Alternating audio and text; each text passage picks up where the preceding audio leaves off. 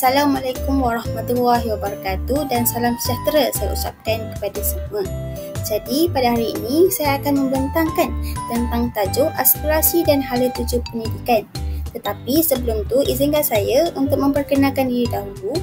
Nama diberi Wan Auni Tasnim binti Wan Ghazali Ella Yusman Said daripada BM3. Jadi, apa yang ada sebenarnya dalam aspirasi dan hala tuju pendidikan ini? Okey, tajuk ini membincangkan tentang standard kualiti pendidikan Malaysia sebagai instrumen penilaian yang menjadi panduan bagi guru dan pemimpin sekolah dalam menguruskan operasi pendidikan secara berkesan. Selain itu, ia turut merangkumi pelan pendidikan yang dirangka untuk meningkatkan kemenjadian murid sekaligus melahirkan modal insan yang bertaraf dunia. Pelan pembangunan negara yang diperkenalkan berfungsi sebagai pelan tindakan untuk mentransformasikan sistem pendidikan Malaysia melalui 3 fasa pelaksanaan ataupun gelombang yang merangkumi 5 aspirasi sistem, 6 aspirasi murid dan 11 anjakan utama. Implikasi standard kualiti dan pelan pendidikan itu juga turut dibincangkan. Okey, jadi perkara yang pertama yang ada dalam tajuk ini ialah SKPM. Apa itu SKPM? Okey, SKPM ialah Standard Kualiti Pendidikan Malaysia. Okey, dalam era pendidikan global abad ke-21, kualiti pendidikan amat penting bagi melahirkan murid yang bertaraf dunia. Pengurusan pengajaran dan pembelajaran yang berkesan, khususnya di sekolah, memainkan peranan utama dalam meningkatkan kualiti pendidikan. Faktor-faktor penting termasuk kepimpinan institusi, peranan guru, pengurusan kurikulum dan kokurikulum, prasarana, sumber pendidikan dan pembentukan sasiah murid. Selain itu, pelibatan komuniti turut menyumbang kepada kemenjadian murid. Untuk memastikan kualiti pendidikan ini terus diperkukuh, penilaian berterusan perlu dilakukan bagi membolehkan tindakan penambahbaikan diambil. Seterusnya ialah SKPM 2010 ataupun Standard Kualiti Pendidikan Malaysia 2010. Jemaah Nazir dan Jaminan Kualiti Kementerian Pendidikan Malaysia telah mengambil inisiatif mengubah satu standard kualiti pendidikan bagi memastikan taraf pengurusan dan pengajaran yang memuaskan. SKPM 2010 merupakan kesinambungan kepada SKPM Sekolah 2003. SKPM juga merupakan satu instrumen penilaian yang mengukur kualiti pendidikan yang jelas dan komprehensif secara berterusan ke arah pencapaian yang memberi impak kepada kemenjadian murid. Seterusnya pula ialah SKPM gelombang kedua. Selaras dengan Pelan Pembangunan Pendidikan Malaysia 2013 hingga 2025, SKPM telah ditambah baik bagi meningkatkan keberkesanan pengurusan dan pengajaran. Pada tahun 2017, SKPM dikenali sebagai SKPM G2 yang merupakan instrumen penting kepada pentadbir dan warga sekolah dalam meningkatkan keberkesanan pembelajaran dan pengajaran. SKPM 2G ini merujuk tindakan yang mementingkan kualiti pendidikan dan berasaskan evidence. SKPM G2 masih mengekalkan SKPM 2010 iaitu 5 standard penambahbaikan. Antara 5 aspek berikut ialah kepimpinan, pengurusan organisasi pengurusan kurikulum, kurikulum dan hal ehwal murid, pembelajaran dan pemudahcaraan serta kemenjadian murid. Seterusnya ialah PPPM ataupun dikenali sebagai Pelan Pembangunan Pendidikan Malaysia. Okay, PPPM ini telah diperkenalkan pada tahun 2013 untuk tempoh 13 tahun sehingga tahun 2025. PPPM dibangunkan dengan menilai prestasi semasa sistem pendidikan negara serta mengambil kira pencapaian lampau dalam pendidikan. Pelan transformasi pendidikan ini dilaksanakan untuk meningkatkan pandangan ibu bapa serta masyarakat terhadap dasar pendidikan negara. Pelan ini berfokuskan kepada pembangunan dan perkembangan serta menambah baik sistem pendidikan secara berterusan. Jadi terdapat 3 objektif PPM yang akan kita lihat selepas ini. Okey, di sini terdapat 3 objektif PPPM. Yang pertama, memahami prestasi dan cabaran semasa sistem pendidikan Malaysia yang berfokuskan penambahbaikan akses kepada pendidikan, meningkatkan standard iaitu kualiti, merapatkan jurang pencapaian iaitu equity dan menggalakkan perpaduan dalam kalangan murid serta memaksimumkan keberkesanan sistem. Yang kedua pula ialah mewujudkan visi dan aspirasi yang jelas untuk sistem pendidikan dan setiap murid bagi 13 tahun yang seterusnya sehingga tahun 2025. Yang ketiga pula ialah menggariskan program transformasi yang menyeluruh untuk sistem pendidikan, termasuklah perubahan utama dalam Kementerian Pendidikan Malaysia yang membolehkan sistem ini memenuhi permintaan baharu dan jangkaan yang meningkatkan serta menyokong transformasi perkhidmatan awam. Okey, jadi PPPM ini terbahagi pada 3 gelombang. Yang pertama, pada tahun 2013 hingga 2015, yang kedua pada tahun 2016 hingga 2020 dan yang ketiga pada tahun 2021 hingga 2025. Pada gelombang pertama, PPPM ini menekankan kepada kemahiran teras melalui penambahbaikan sistem dengan mempercepatkan perubahan kaedah pelaksanaan program. Manakala pada gelombang kedua, PPPM ini mempercepatkan perjalanan perubahan kepada semua inisiatif yang bermula semasa gelombang 1 untuk disejajarkan dengan inisiatif dalam gelombang 2. Antaranya ialah pergerakan 410,000 guru dan 10,000 pengetua kepada pakej kerjaya baru dan penstrukturan semula. Manakala gelombang ketiga pula ialah berfokuskan kepada anjakan ke arah kecermelangan dengan meningkatkan keluasan operasi, di mana pada permulaan gelombang ini semua sekolah, guru dan pengetua perlu menunjukkan prestasi melebihi standard minimum. Seterusnya, kita akan beralih pula kepada 5 aspirasi sistem pendidikan negara. Yang pertama ialah akses, di mana 100% enrolment merentas semua peringkat pendidikan daripada prasekolah sehingga sekolah menengah atas menjelang 2020. Yang kedua ialah kualiti.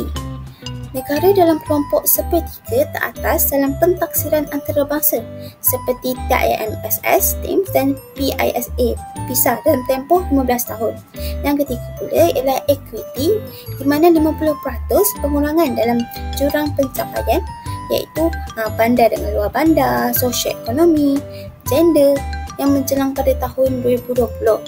Manakala yang keempat pula ialah perpaduan, di mana sistem pendidikan yang menawarkan perkongsian pengalaman dan nilai kepada kanak-kanak dengan menghargai kepelbagaian. Dan yang terakhir ialah kecekapan, di mana sistem memaksimumkan keberhasilan murid mengikut peruntukan yang sedia ada. Okey, seterusnya saya akan menerangkan tentang 6 aspirasi murid. Yang pertama ialah pengetahuan. Setiap murid perlu memiliki keupayaan literasi dan numerasi sepenuhnya bagi melengkapkan mereka dengan kemahiran hidup asas iaitu STEM. Yang kedua, kemahiran memimpin. Penting bagi memastikan kecemerlangan dan keharmonian sesuatu kelompok, institut, masyarakat, negara dan kelangsungan pada masa hadapan. Yang ketiga ialah etika dan kerohanian. Setiap murid perlu dididik dan dibimbing untuk memiliki etika dan kerohanian yang tinggi agar dapat menghadapi cabaran abad ke-21. Yang keempat pula ialah kemahiran berfikir. Proses kognitif yang membolehkan maklumat diperoleh, pengetahuan berkembang dan ilmu dijana adalah menjadi aspirasi pendidikan negara agar semua murid memiliki semangat ingin tahu. Yang kelima pula ialah kemahiran dui bahasa. Setiap murid berpeluang menguasai bahasa Melayu yang merupakan bahasa kebangsaan di samping bahasa Inggeris sebagai bahasa kedua dan bahasa komunikasi antarabangsa. Dan yang keenam ialah identiti nasional. Rakyat Malaysia perlu mempunyai perasaan tidak berbelah bahagi terhadap identiti nasional, iaitu berpegang teguh dengan prinsip rukun negara untuk perpaduan dan masa depan Malaysia. Jadi, PPPM telah menggariskan 11 anjakan yang dijadikan tunjang kepada transformasi sistem pendidikan negara. Anjakan yang pertama ialah menyediakan kesamarataan akses kepada pendidikan berkualiti bertaraf antarabangsa. Anjakan yang kedua ialah memastikan setiap murid menguasai kemahiran dalam bahasa Melayu dan bahasa Inggeris serta digalakkan mempelajari bahasa tambahan. Manakala anjakan yang ketiga pula ialah melahirkan rakyat yang menghayati nilai-nilai murni. Yang keempat, mentransformasikan profesi keguruan menjadi profesi pilihan. Anjakan yang kelima, memastikan kepimpinan berprestasi tinggi ditempatkan di setiap sekolah. Anjakan yang keenam, mengupayakan JPN, PPD dan sekolah untuk menyediakan penyelesaian khusus berasaskan keperluan. Anjakan yang ketujuh, memanfaatkan teknologi maklumat iaitu TMK bagi meningkatkan kualiti pembelajaran di Malaysia. Yang ke-8 pula ialah mentransformasikan kebolehan dan keupayaan penyampaian kementerian. Anjakan yang ke-9, bekerjasama dengan ibu bapa, komuniti dan sektor swasta secara meluas. Anjakan yang ke-10 pula ialah memaksimumkan keberhasilan murid bagi setiap ringgit. Dan yang terakhir ialah meningkatkan ketelusan untuk kebertanggungjawaban awam secara langsung. Seterusnya, kita akan bincangkan tentang implikasinya terhadap guru berjiwa pendidik. Jadi, guru memainkan peranan penting dalam pembangunan pendidikan negara selaras dengan transformasi pendidikan melalui Pelan Pembangunan Pendidikan Malaysia iaitu PPM 2013 hingga 2025. Transformasi ini menuntut guru yang berkaliber, berkualiti dan sentiasa bersedia menghadapi cabaran pendidikan di peringkat global. Melalui pendidikan yang mampan, murid dapat membentuk pemikiran kritis dan kreatif yang sejajar dengan falsafah pendidikan kebangsaan. Di sini terdapat 5 aspek implikasinya terhadap guru. Yang pertama ialah pengurusan pengajaran dan pembelajaran. Yang kedua, kemahiran teknologi. Yang ketiga, pembangunan profesional. Yang keempat, mempunyai wawasan. Dan yang kelima, menjadi suri teladan. Jadi, implikasinya terhadap guru. Yang pertama, dari segi pengurusan pengajaran dan pembelajaran. Guru berkeupayaan merancang dan melaksanakan PDP serta memastikan pencapaian matlamat yang ditetapkan. Contohnya dengan kebolehan mencorak kualiti pengajaran, kebolehan menyusun organisasi pembelajaran dan kebolehan mencorak iklim.